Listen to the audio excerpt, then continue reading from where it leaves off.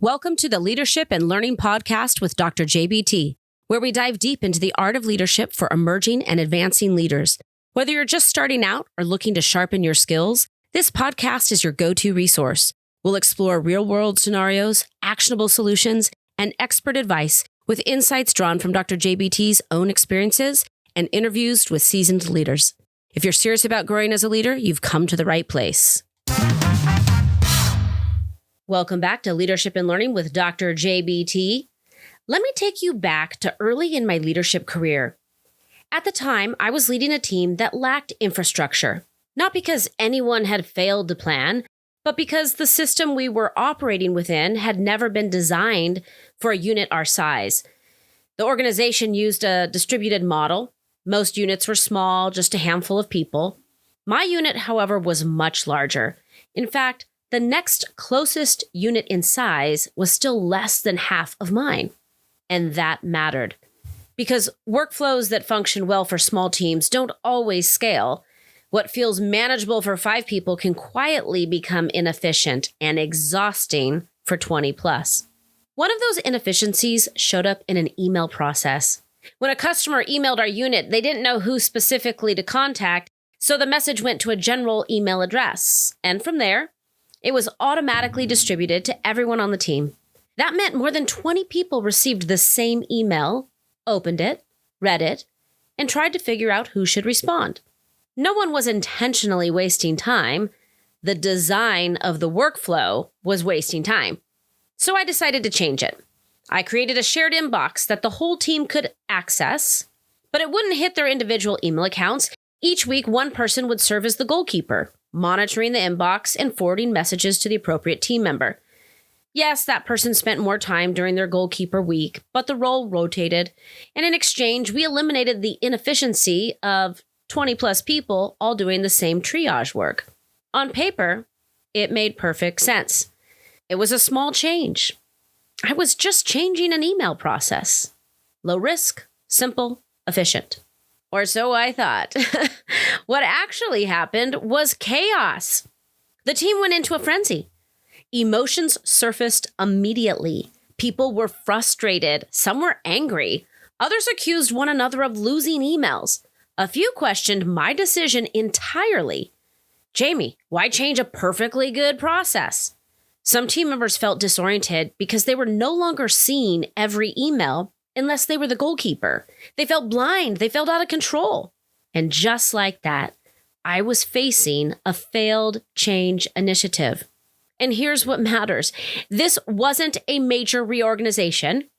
It wasn't a staffing change. It wasn't a shift in mission or strategy. It was an email workflow. At the time, I was confused. I had solved a real problem. The logic was sound. The efficiency gains were obvious. So why did it fail? The answer is something I carry with me into every change effort now.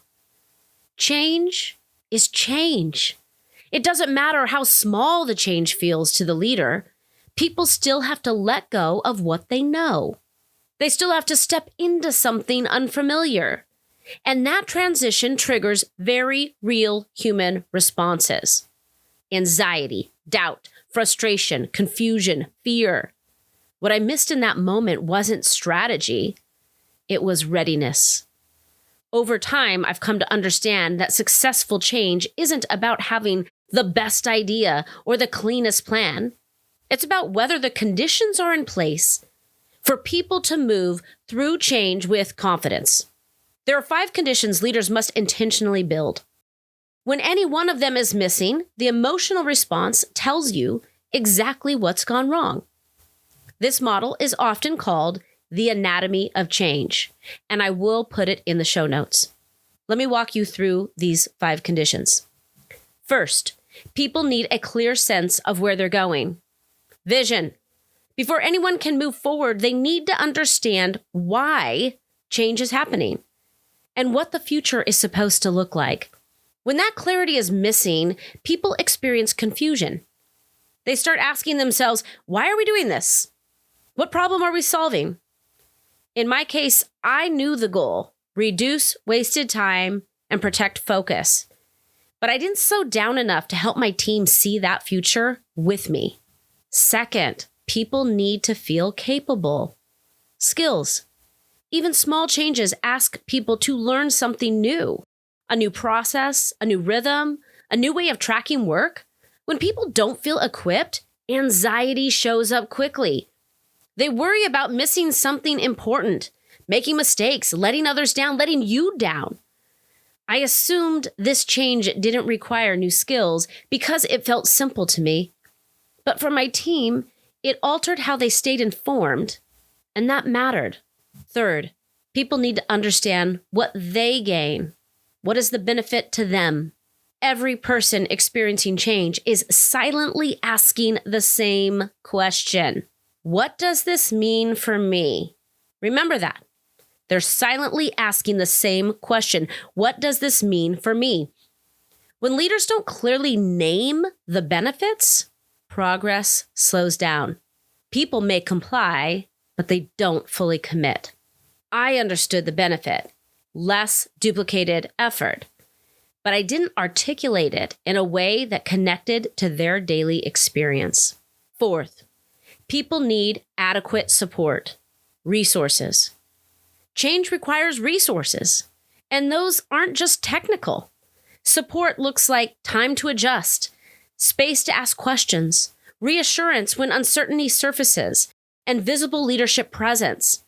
When people don't feel supported, frustration builds. They're trying to adapt, but they don't feel anchored. That frustration is exactly what surfaced on my team. Finally, people need a clear path forward. They need to know how the change will unfold. Who does what? What happens if something doesn't work? How will adjustments be made? Without that clarity, teams experience false starts. Trying, stopping, resetting, and losing momentum. They want an action plan. I announced the change, but I didn't invite the team into shaping how it would actually work.